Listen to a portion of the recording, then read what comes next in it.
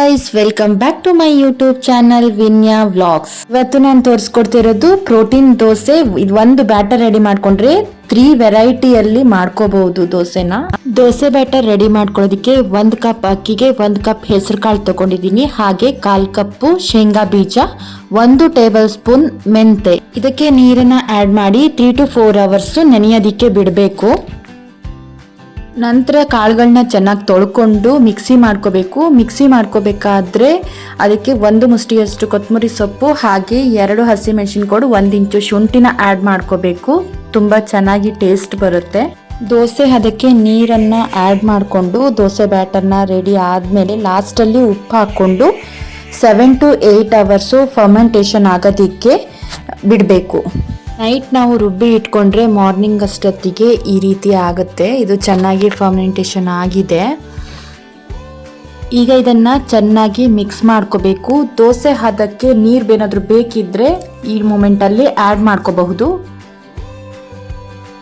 ನಂತರ ಕಾದಿರೋ ಹಂಚ ಮೇಲೆ ಸ್ವಲ್ಪ ಎಣ್ಣೆ ಸ್ಪ್ರೆಡ್ ಮಾಡಿಕೊಂಡು ದೋಸೆನ ಹುಯ್ಬೋದು.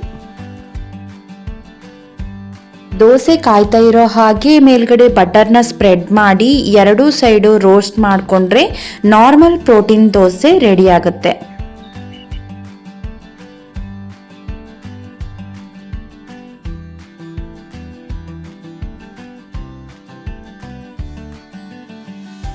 ಹಾಗೆ ಮತ್ತೆ ತವಕ್ಕೆ ಎಣ್ಣೆನ ಸ್ಪ್ರೆಡ್ ಮಾಡಿ ದೋಸೆ ಬ್ಯಾಟರ್ನ ಸ್ವಲ್ಪ ತೆಳುವಾಗಿ ಸ್ಪ್ರೆಡ್ ಮಾಡಿಕೊಂಡು ಸ್ವಲ್ಪ ಕಾಯ್ತಾ ಇರೋ ಹಾಗೆ ಮೇಲ್ಗಡೆ ಬೆಣ್ಣೆನ ಸವರಿ 2 ಕಡೆ ರೋಸ್ಟ್ ಮಾಡಿಕೊಂಡ್ರೆ ನಮ್ಮಲ್ಲಿ ಹೋಟೆಲಲ್ಲಿ ಸಿಗುವಂತಹ ಗರ್ಗರಿಯಾದ ಟೋಪಿ ದೋಸೆ ರೆಡಿ ಆಗುತ್ತೆ.